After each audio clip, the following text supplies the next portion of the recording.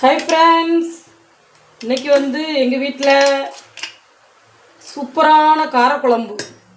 இந்த பாருங்கள், அதனால தான் சரி ஒரு வீடியோ எடுப்போமே அப்படின்ட்டு வந்தேன். இங்கே பாருங்கள், எங்கள் வீட்டுக்காரும் வந்தாச்சு சாப்பிட.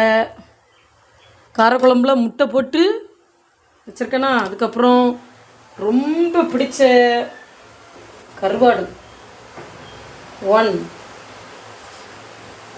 2 2க்கு மேலே கொடுக்க முடியாது, கருவாடு கம்மியாக தான் இருக்குது. ஓகேவா?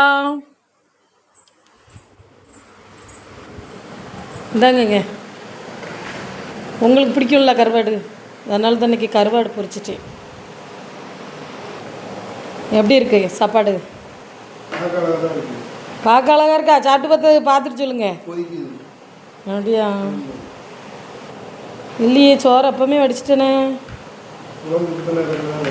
ஆமாம், உப்பெல்லாம் கரெக்டாக இருக்கான்னு பார்த்து சொல்லுங்கள்.